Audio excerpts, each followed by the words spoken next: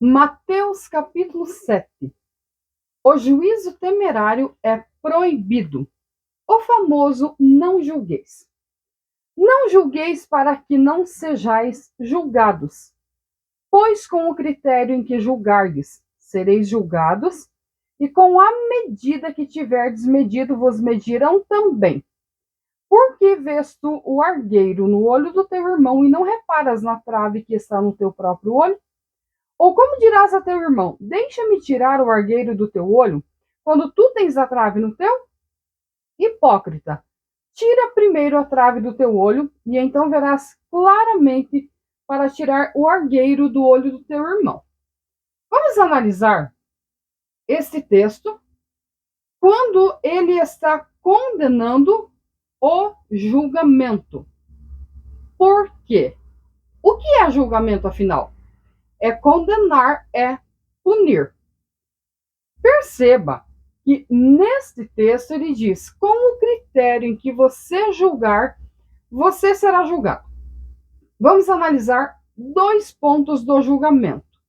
Primeiro, o julgamento das pessoas, eles vêm segundo o que há no seu interior. Ou seja, é olhar uma situação apenas externa, não compreender os fatos, não compreender o que está acontecendo com a pessoa, a pressão que ela está vivendo ou o contexto, é analisar de forma externa e chegar a uma conclusão sem nenhuma base, e dentro desta conclusão, movida pelos seus pensamentos e intenções, acreditar que a pessoa está fazendo algo errado.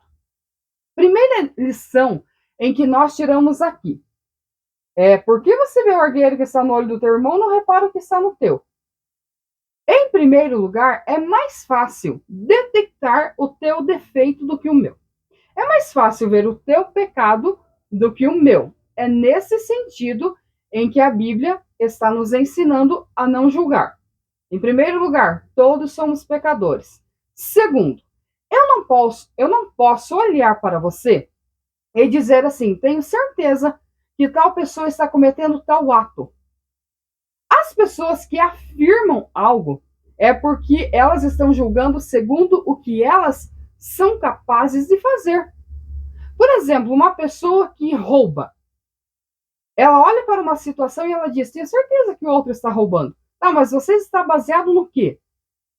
Em argumentos? Em fatos? Ou no que você é capaz de fazer? É dentro deste contexto que esse julgamento está sendo condenado. Achar que o outro é capaz de fazer só porque você já fez. Segundo, analisar os próprios pecados, ter consciência dos erros, tirar muitas vezes coisas grandes que estão na nossa vida, mas que a gente não percebe. Aqui tem algo muito simples. Você já percebeu que quando algo acontece na família de alguém, as pessoas olham e dizem: meu Deus, que absurdo! Mas quando acontece na sua família, elas têm um outro julgamento? Elas têm compreensão, na verdade. Elas olham de outra maneira e muitas vezes aceitam ou toleram os fatos. Mas por que na vida ou na casa do outro era um pecado hediondo e para você não é? É nesse sentido que nós estamos tendo uma lição aqui. Hipócrita, tira primeiro a trave do teu olho, então verás claramente para tirar o argueiro do olho do teu irmão. Primeiro eu lido com os meus erros, pecados, defeitos, para depois não chegar com sentença, mas ajudar o meu irmão. Agora, eu quero ir com você para o outro lado do julgamento que está em João, no capítulo 7 e o versículo 24. Não julguem segundo a aparência, e sim pela reta justiça. Opa, aqui nós temos um outro lado. Aqui eu tenho permissão para julgar uma situação não segundo a aparência, segundo a achologia das pessoas. Ah, eu acho que é sim, eu acho que está acontecendo isso. Todo mundo acha alguma coisa da nossa vida. Isso é errado. Já vimos que foi condenado. Aqui, não julguem segundo a aparência, e sim pela reta justiça. Vamos analisar alguns pontos. A igreja deve julgar o que lhe é dito. 1 Coríntios 10 e 15. Opa! Para a igreja julgar o que lhe é dito, não tem que achar as coisas, tem que ter base, argumento, experiência e conhecimento bíblico. Porque também não é sair por aí julgando tudo que foi dito na igreja sem nenhuma base bíblica. Segundo, devemos julgar as profecias. 1 Coríntios 14, 29. Já pensou nisso?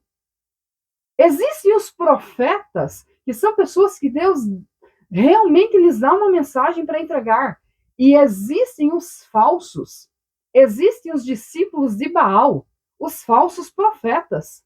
Você tem que julgar, sim. Ouviu uma mensagem, analise, ore a Deus e aguarde. Se foi Deus que falou, irá cumprir. Se não foi, Deus não irá cumprir. Tem um monte de gente dizendo o seguinte: Deus falou que ia fazer tal coisa e não fez. Foi Deus que falou?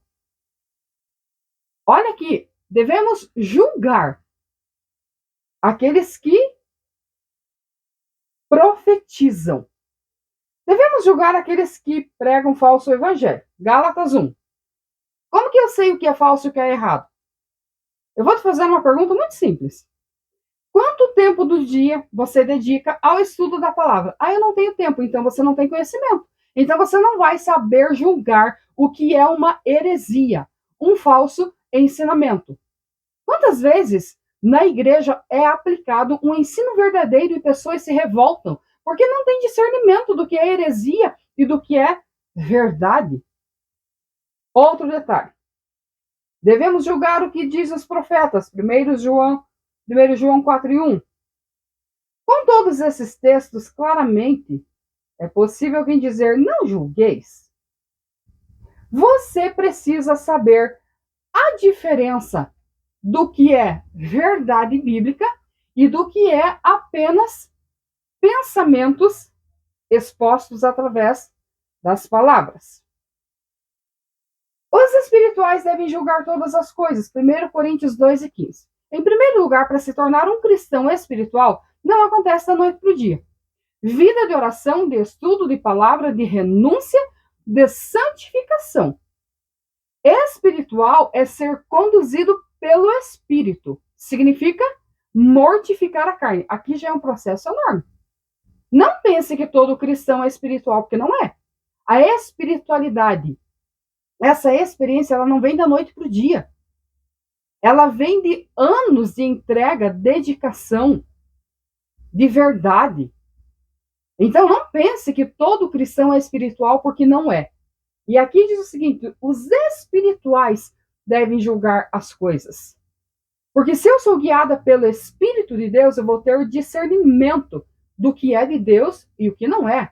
A Bíblia manda, inclusive, testar os espíritos. A gente precisa de ter algo chamado discernimento. O que é isso? Enxergar com clareza. Quando é Deus agindo e quando não é. Quem não tem discernimento engole qualquer coisa. Quem tem discernimento age de maneira diferente, percebe de maneira diferente, age com prudência. 1 Coríntios 5, do 9 ao 12. Devemos julgar o pecado na igreja. Não, não pode falar em pecado, é julgamento. Hoje em dia está assim.